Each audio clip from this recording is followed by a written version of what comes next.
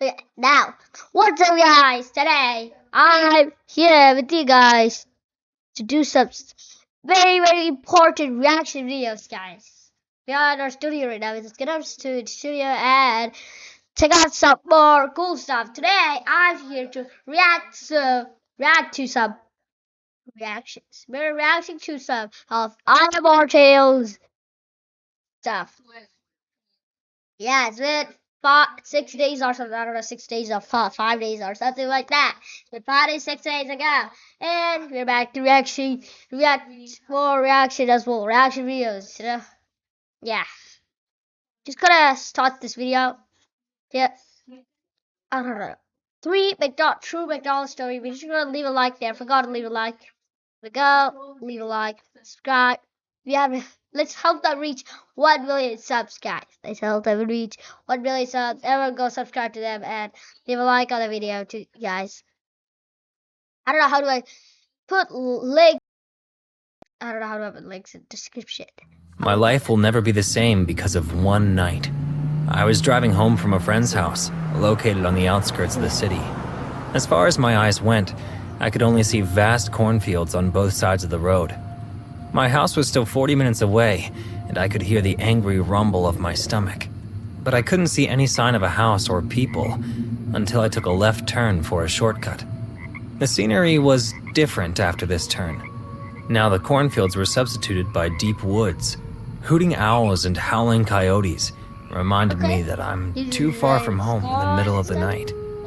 I didn't want to stop no matter how hungry I felt, so I kept on driving for a few kilometers straight. But then I saw this McDonald's drive-thru, and I knew I had to stop. I drove straight into the queue passages, which had no other cars, and stopped right next to the window. A skinny teenage boy was dozing off, sitting on the counter. I honked my horn twice, and he woke up with an awkward face. I'm sorry, sir. I was just... Relax, man. No problem. I get it. It's okay to be tired. He smiled and asked for my order. I'll have a Big Mac with 1 small fries and an iced tea. Okay, give me some time to get back with your food. Saying this, he went inside the restaurant to prepare, and I knew I had to stop. I drove straight into the queue passages, which had no other cars, and stopped right next to the window. A skinny teenage boy was dozing off, sitting on the counter. I honked my horn twice, and he woke up with an awkward face. I'm sorry, sir. I was just... Relax, man. No problem. I get it. It's okay to be tired. He smiled and asked for my order. I'll have a Big Mac with 1 small fries and an iced tea. Okay, give me some time to get back with your food. Saying this, he went inside the restaurant to prepare the meal. I figured out this outlet is short-staffed, so the boy is in charge of everything tonight. I sat quietly waiting for my meal, but then the urge to pee hit me right away. I came out of the car and went to use the public toilet located in the corner of the drive-thru. I was about to close the door when I noticed a guy dressed as Ronald McDonald sitting on a bench at some distance. He had a sad face and was staring at the ground like he was about to cry. Suddenly, he looked up and our eyes met. A weird smile appeared on his face. His teeth were broken in places, making his smile way more horrible. His eyes were big, yet drowsy. He had a hypnotic stare that made me very uncomfortable. His face was so bony that I could see his cheekbones gushing out of his skin. I couldn't move, and he just watched me for a few seconds. And then he stood up, retaining that same creepy smile, and started to jog. Guys. What the heck is that, guys? Why the heck like that? I don't know. But we're just gonna react to it, Mo. We're just gonna react to it a little bit, Mo. Guys? Yeah. Standing in the same place. What a creep. Saying this, I closed the toilet door on his face. I was doing my business when I heard a muffled sobbing sound. The sound wasn't very loud, but it was surely spooky enough. Is that guy crying? What the hell is wrong with that dude? Suddenly, the sound stopped, and silence I don't hear prevailed. a sound at all. I turned towards the door, pondering what I would see when I opened it, and a loud bang took place, almost giving me a heart attack, followed by a familiar voice. Sir? Sir, are you in there? I opened the door and saw it was that skinny teenager standing outside with a big packet in his hand. Your food is ready. I called out to you, but... Yeah, I had to take a leak. He handed me the food and we both walked to my car. I was taking out the cash from my wallet to pay him when I noticed the bench where that Ronald guy was sitting a few minutes back. It was empty, and the guy was nowhere to be found. Seeing me checking out the bench, the boy asked, "Is anything wrong, sir?" "Nothing like that. It's just, your Ronald McDonald guy is pretty creepy. He would scare the kids away." "What Ronald McDonald guy?" "The man who is sitting here a few moments back, wearing your mascot costume?" "I have no idea what you're talking about, sir. We don't have anyone like that here. I'm all this place has got." A cold shiver ran down my spine as he said that. I paid him quickly and, without much ado, got back on the road. The confused boy watched me drive away in a hurry. I rolled the windows down to get some fresh air. Some crazy man creeped me out and looked at me. I was being all childish about it. I felt humiliated by my cowardly behavior. The boy must be laughing on his own now, seeing a guy double his age get scared of some stupid mascot. I went to turn on some music to take my mind off of everything. But before I could press the button on my music player, a squeaky laugh came from the back seat. I could feel my heartbeat getting faster. Drops of sweat appeared on my forehead as I slowly looked at the rearview mirror. A dark, shadowy figure was sitting in my back seat. It was a man with a curly red wig on his head.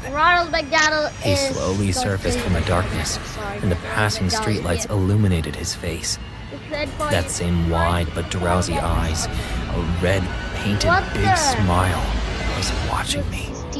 I was so freaked out that I forgot to scream. A cold, sharp, metallic thing touched my neck as the creepy Ronald leaned close.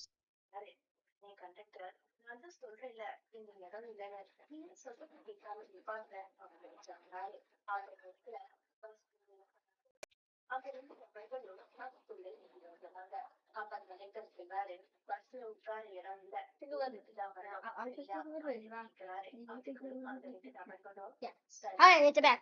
I'm back to reality. Well, take this. That reacting this video. Let's stop. To me.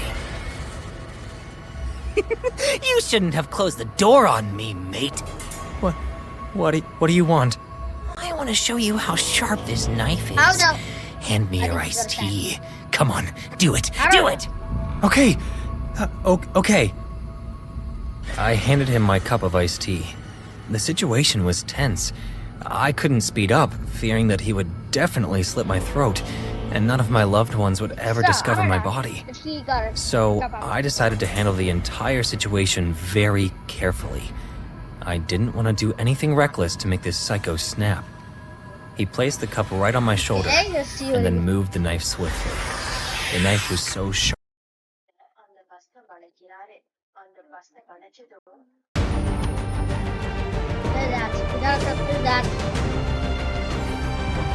No. Sharp that it cut the bottom of the cup like butter, and the cold tea spilled all over my clothes. Oh my God! He laughed his heart out while I almost shat my pants. I said in a fumbled voice, "Look, mister, I am..." "Call me Ronald!" Yes, Ronald.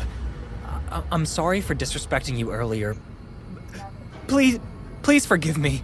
That's a good start. So just tell me where to drop you, and I will. No issues. Or are you trying to get rid of me? No. Drive quietly. I'll tell you where to stop. Okay, whatever you say. Good boy. I kept driving, and Ronald watched me while smiling like a lunatic the entire time. This is not Ronald. We came near a right turn, and Ronald screamed, "That's it! Stop right there, and then we will both get out of the car. will be a night full of so much fun. I slowed the car down near the turn. I knew deep in my heart that if I got down there with this psycho, I'm probably never going back home. I have to do something to save myself. I kept trying to think of a way to fool him and get away with my life when he yelled again. Are you going to stop? Or should I make you? No, I'll stop. I slowed the car down but didn't turn off the engine. He opened the back door, and as soon as he stepped outside, I put the car in gear to speed away, but instead of the first gear, I put the car in reverse out of panic. As I pressed the accelerator hard, the car moved backwards at a sudden speed and bumped into the man standing there, not expecting this sudden turn of events. He fell to the ground, and I couldn't stop myself from hitting him once more. The left tire ran over his leg, breaking all the bones in his limb. I could hear the cracking and his dying scream all together. Eat shit, you freak! I screamed at him and drove away without wasting a single more second.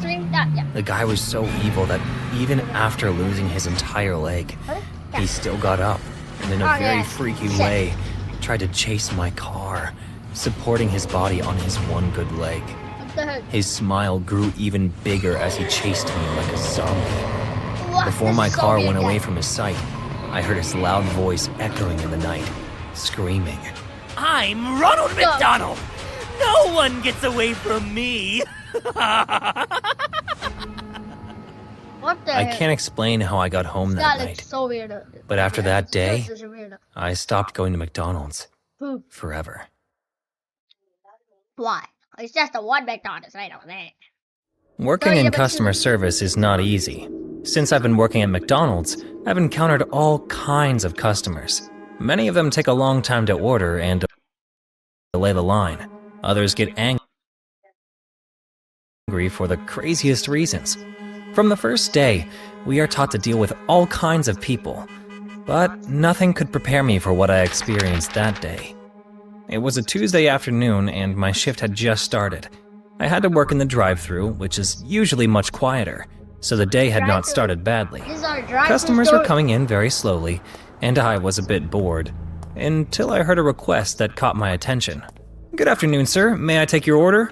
Yes, I want 3 hamburgers. Very well, sir. What kind of hamburgers? I don't care, I just want a hamburger.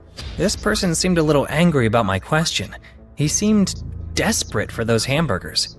Okay, sir. How about 3 Big Macs? No one asked. Yes, that's perfect. Do you want them in a combo?